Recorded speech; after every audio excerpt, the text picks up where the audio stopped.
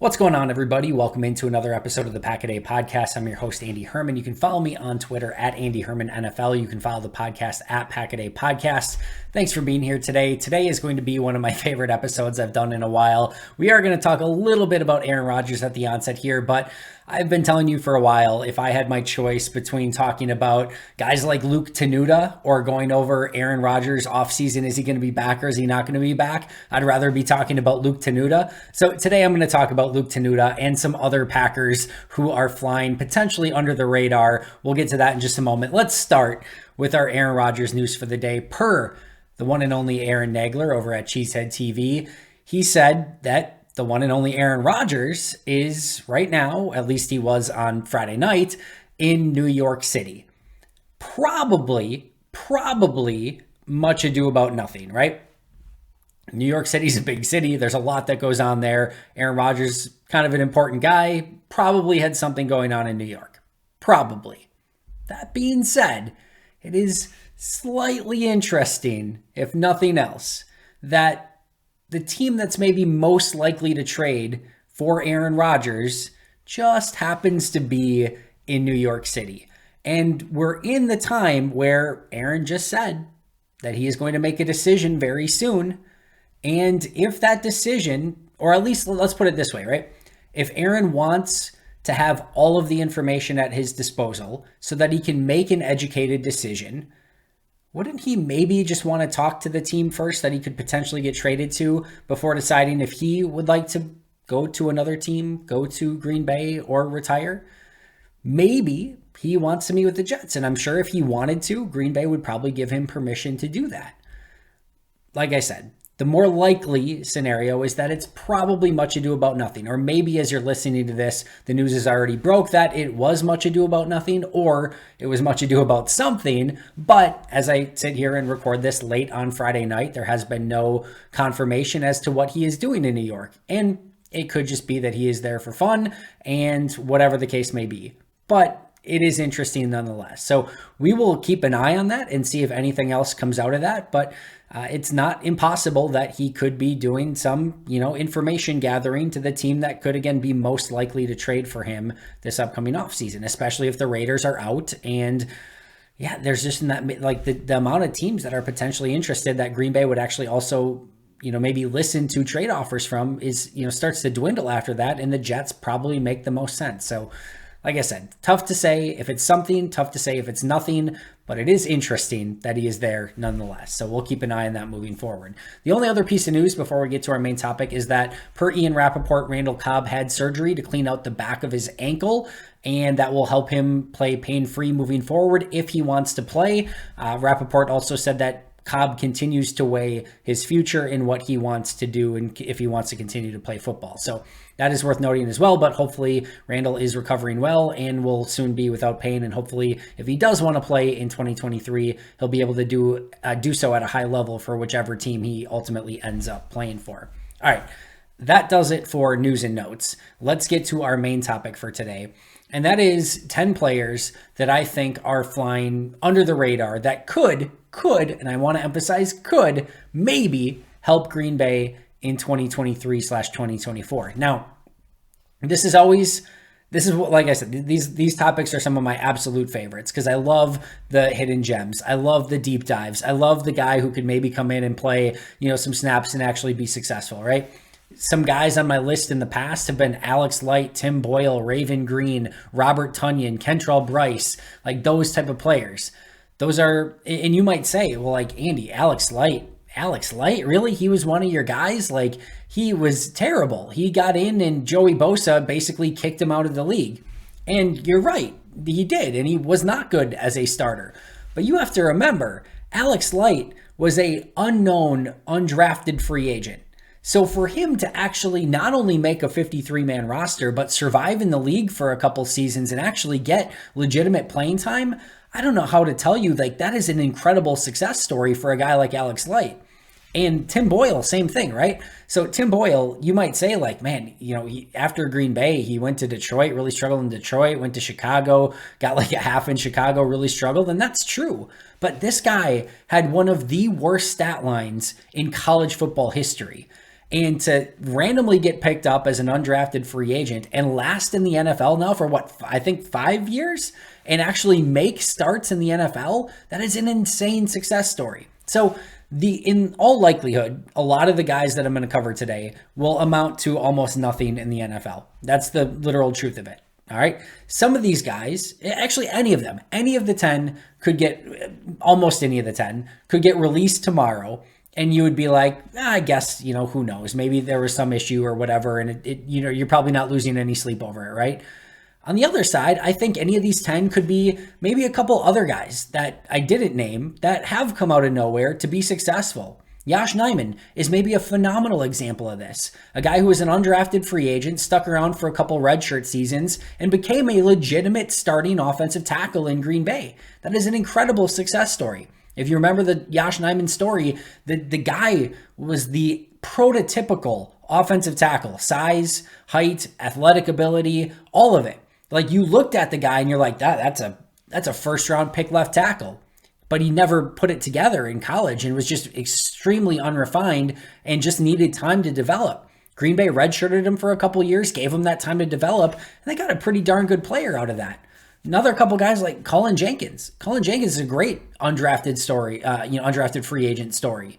Tramon Williams, he wasn't an initial undrafted free agent by Green Bay, but ends up in Green Bay. He's a guy that comes out of nowhere. That'd be like the equivalent of like a Keandre Thomas for Green Bay right now, coming in and having one of the all-time great Green Bay Packer careers. Like, that's what basically Tramon Williams was, just an undrafted guy for another team. Green Bay picks him up, and the rest was history, right?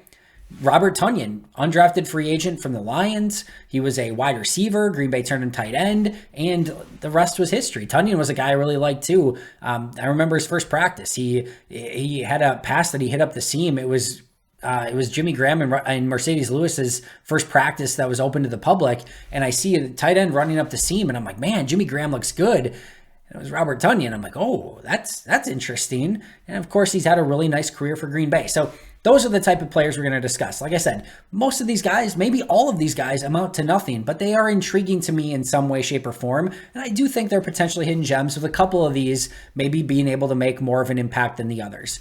Number 10 on my list, and these are not in any specific order. The first two on my list are the first two on my list because they are less hidden gems than a lot of the other players on the list. And number 10 is Samori Toure. Now, everyone knows Samori Toure at this point, right? 7th round pick a season ago. Flash had the big touchdown, against the Buffalo Bills, I think it was. Like, we know who Samori Toure is. So saying he's like a hidden gem might be a little bit, disingenuous maybe, but he's still a very interesting player to me. He had very minimal snaps, right? And he had 5 catches for 82 yards and a touchdown. He only had 87 pass snaps last year. And a lot of those 87 pass snaps were not intended or targeted for him. So it's not like he was the primary read on those 87 pass snaps. And the fact that he gets, 5 catches, 82 yards and a touchdown and 87 pass snaps is pretty darn impressive.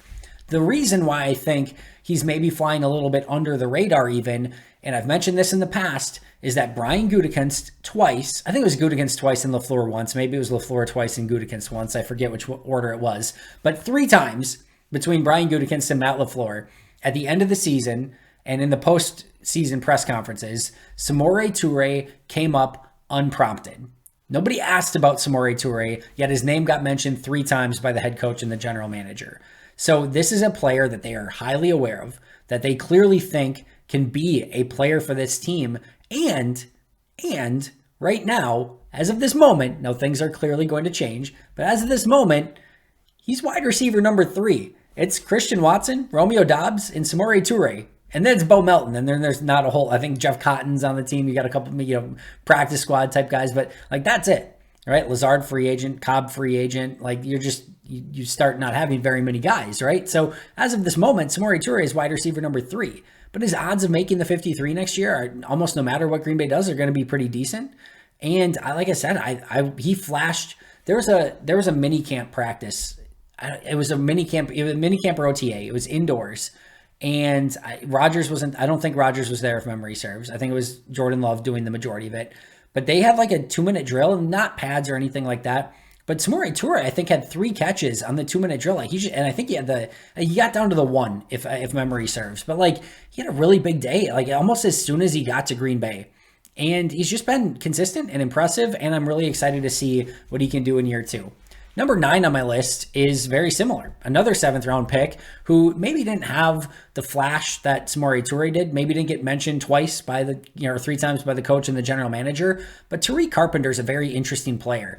He was awesome, like low-key awesome on special teams last year. Really started to make a name for himself there. Based on his special teams play, I would expect him very much to be on the 53 almost no matter what. But I legitimately think he could potentially take a jump, and would not surprise me if he got himself involved in like a hybrid linebacker safety role where he had a legitimate role on the team in some sort. Now, it's a little bit tougher because Quay Walker and Devondre Campbell are less likely to come off the field because they have some pass defensibility and are true legitimate linebackers at that position. But if one of those guys were to get hurt and you wanted to stay in nickel and you wanted a pass defender, more than a, big physical inside linebacker, Tariq Carpenter, I think, legitimately could play that Raven Green type of role, and he has a little bit more size and bulk. This is a guy at strong safety that tested out as a 90th percentile athlete at the position. And while he had some rough agility scores, this is a 6'3", 230-pound brick house of a safety, and he can hit the heck out of you. He can tackle well. And the 2 comps at safety per, Kent Lee Platty, Math Bomb, RAS scores, etc., the 2 nearest guys that he had comped on his mathematical lists, Derwin James and Darren Woodson, pretty good company there, but just based on athletic profile. So he's a very interesting player, already showed up on special teams, and I do think he has the ability to maybe make a jump as either a hybrid linebacker safety or maybe even just at safety. So very interested to see what Tariq Carpenter can do in year 2. Now, another safety, one that I will readily admit I am not very familiar with, that is James Wiggins. Now, Wiggins was a 7th round pick in 2021, more of a free safety prospect, where Carpenter probably more of a strong safety prospect. Not that it matters all that much in today's modern NFL, but Green Bay just picked him up in January. He is a 97th percentile athlete at free safety, and really the only thing holding him back from being even higher was his height. He's just a little bit on the shorter side. 2 of his top 3 comps from a athletic score standpoint, again, per Kent Lee Platty, is Antoine Bethea, who had a really nice career in the NFL, and Rudy Ford, who just played a really nice season for Green Bay. So not maybe somebody that you are probably going to lean on to be a real true player on your defense this year. But if he can get involved from a special team standpoint and show his worth there, when you're that level of an athlete, special teams is where you can make your name. And that, like, if you're like that type of player, right? Or some teams just taking a flyer at you, your goal is to make the team on special teams and then work your butt off in practice to get better at safety. And then I'm not saying hope for an injury, but at that point, like, your only way you're getting in the game is if there is an injury. So I guess I'll say be prepared for an injury if it happens, and then just go and show that you are capable of playing at a high level in the NFL, and then go from there. And that's your route to making a team and making an impact. So it starts with special teams. Wiggins has that ability based on his athletic thresholds and testing. And I think he maybe has more likely is probably just a practice squad guy this year. But those are the type of guys you see get elevated on game day because of their special teams ability. So I'm going to be interested to see what James Wiggins can do this upcoming minicamp, OTA, training camp, etc. Number 7 on my list is Beau Melton, 7th round pick just last year by the Seattle Seahawks, a 92nd percentile athlete at wide receiver, a little bit on the shorter side or slimmer side, 5'11", 189, tested through the roof. A 4.3, 4.40 guy. He had 18 on the bench press at 5'11", 189. The top comp from an RAS standpoint was Percy Harvin. All right, so pretty decent company to be in there. He flew at the University of Rodgers. He was a player I was extremely interested in on day 3 of the draft last year. The Seahawks get him in the 7th round, and he was actually a player that I had mentioned. I said a couple weeks before the Packers released Sammy Watkins, I said if I was Green Bay, I would release Sammy Watkins and I would pick up Beau Melton from the Seahawks practice squad. I think I listed a couple players I'd be interested in, but Beau Melton from the Seahawks practice squad was one of them. They end up releasing Sammy Watkins, and a couple weeks later, they go out and get Beau Melton from the Seahawks practice squad. So clearly, Brian Gutekunst's huge fan of the Pack-A-Day podcast, but I was excited about that pickup. I'm still excited about that pickup, and I'm interested to see what he can do with a full offseason in Green Bay. Number 6 on my list, another 7th round pick from last year. That is Rasheed Walker. Now, Rasheed Walker is a very interesting story. This was a player that in last year's draft, a lot of draft analysts had at the very high end of day 3, potentially as a 4th round pick or at least somewhere in that realm. He lasts until the end of day 3, a middle 7th round pick.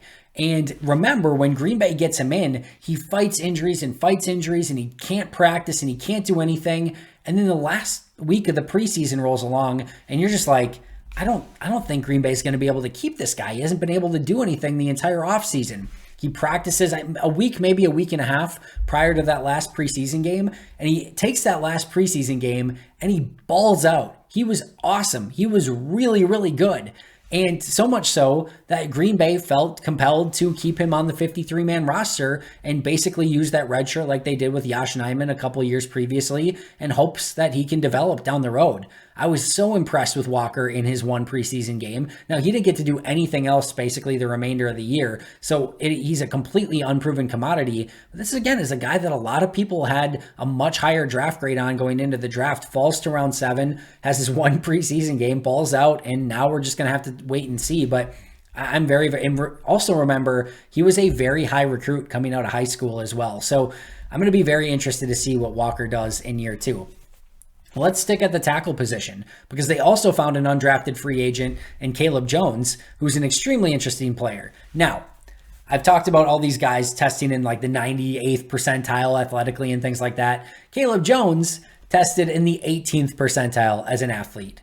But one of the things that you will find from time to time there are these players like Caleb Jones, who was 6'9", 370 at the time of his athletic testing, that when you are 6'9", 370, all right, there are certain things you are just not going to test well at.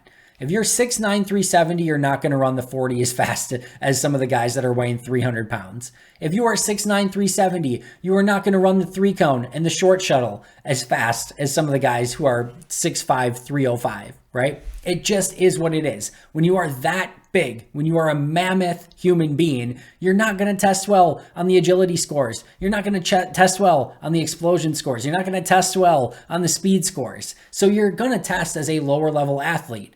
But at 6'9", 370, he was a very impressive athlete, even if he was only in the 18th percentile for his position overall. Here's the thing. First of all, the player that he comps most likely to, or like most similar to, is Orlando Brown, the guy who had maybe one of the worst combine performances ever, but has been a fantastic offensive tackle in the NFL, including for the Chiefs this past season.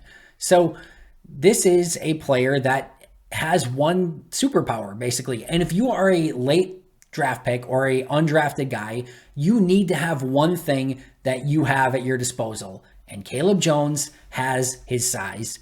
6'9", 370, good luck if you get that guy in a phone booth because he's going to be very hard to beat. And yes, I get low man wins, leverage wins. He has to battle that because he's 6'9", 370. He's not going to win against some quick guys on the outside. But his length and his size make him very tough to go against. So I do think that there is a way that he can be successful in the NFL, and he's just a very different flavor of offensive lineman than what Green Bay has. So he will be another redshirt guy. They redshirted him last year, 53-man roster last year, and he's going to take some time to develop, but I'm very, very intrigued to see what Caleb Jones can ultimately become. And like I said, it's probably nothing, but maybe he goes the route of Yosh Nijman, and maybe, just maybe, he can develop into a starting tackle down the road as well. Let's stick at the offensive tackle position, because next up is my guy. No, he's not really my guy, but is Luke Tenuta. 6'8", 319, another guy with great height, I guess tall height. Great is in the eye of the beholder at offensive tackle, because like I said, leverage, low man wins, etc. Sometimes height can be actually detrimental depending on how tall you are at the offensive line position, but still impressive, 6'8", 319. He was still in the 47th percentile for an athlete at the offensive line position, despite being 6'8", 319. The downside for him is he only had one more bench rep than Beau Melton did, who was, again, 189 pounds? So not the strongest guy in the world, needs an offseason in the Packers weight room. This was a 6th round pick just last year who goes to a couple other teams and then ends up in Green Bay off of waivers. And remember, though, at the end of last year, Luke Tenuta they had him higher on their depth chart than Caleb Jones or Rasheed Walker, their 7th round pick and their undrafted guy who was on the team earlier in the year. It was Luke Tenuta who got in the game prior to either Rasheed Walker or Caleb Jones. So this is somebody they seemingly think very highly of and will be very competitive in the offensive line room this offseason. All right, number 3 on my list is Austin Allen. Now, Austin Allen was one of my favorite undrafted guys last year. Was very much hoping that Green Bay was going to sign him. The Giants signed him. I thought he had a chance to make the roster, and then he doesn't make the roster, and then shockingly doesn't even make their practice squad, and then just doesn't even sign with anyone or anyone's practice squad for an extended period of time. Finally, Green Bay picks him up, takes a flyer on him. There's not many tight ends on this roster. It's Gugamis, Austin Allen, and Josiah DeGuara right now. So there's just not that many guys. But I did really like this guy. 6'7", 253, great agility scores, tested really well outside of the bench press. He's going to need to put on some functional strength. He's not a blocker. He's more of a receiving tight end. He's an 80th percentile overall athlete. He can get up the seam as a tight end. He can use his size really well. He becomes a little bit more of a red zone threat because of that 6'7" size. Has some run after the catch ability. Like I said, I found him a very fun prospect last year. I have some hopes for Austin Allen. Is he probably going to be cut? Yeah. Is he probably going to be maybe a practice squad guy at best? Yeah. But he was somebody that was very intriguing to me coming out of college, and I have some hopes that maybe he could become a little bit more than what he has shown so far. Number 2 is Tyler Goodson, 95th percentile athlete. We saw in limited snaps what he could do in preseason last year. He's got great burst. He's a pretty dynamic runner. Maybe could be used as a kick returner. I like him as a running back quite a bit. Here's what I try to tell people all the time. Is if you're a Tyler Goodson, you're a little bit undersized, you're an okay receiver out of the backfield, you're a good running back, right? Good running backs can be found anywhere, almost anywhere. The thing that you have to find a way to be able to do is everything else, meaning catch the ball well out of the backfield, which I think he actually can, but the big one is the ability to pick up the blitz. And he's an undersized guy. Now, we can see undersized guys be successful in the NFL, but he's going to have to show that he's the total package, because if you are not Aaron Jones and you're not A.J. Dillon and you're the number 3 running back, what are you going to be called in for, right? Unless you're going to be the primary returner, which if Keyshawn Nixon's back, he will not be. The only thing that Green Bay's asking you to do if you come in is you have to do something, right?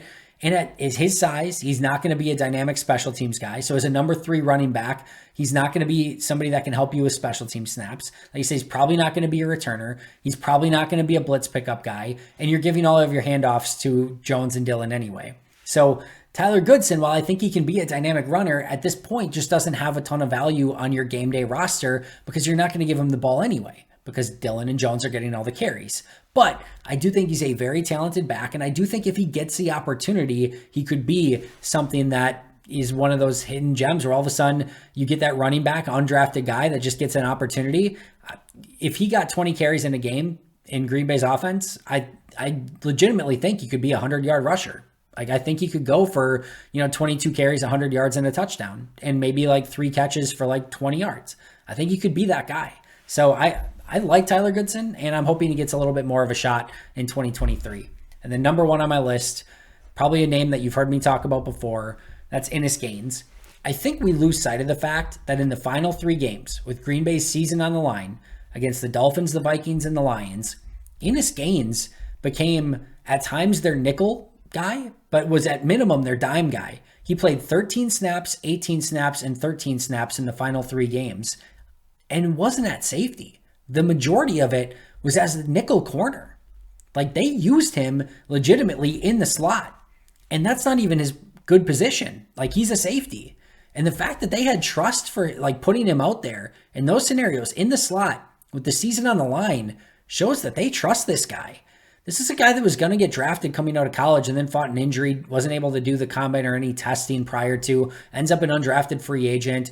Spends a little bit of time in Green Bay, gets injured again, ends up off the roster, tries out for the Jets. Green Bay brings him back, ultimately gets him on their actual 53-man roster, and he gets playing time at the end of last year. And he is trending in the right direction. He is a good special teams player, and I think he legitimately could be a real player for Green Bay on defense this year. And it would not shock me. It would not shock me.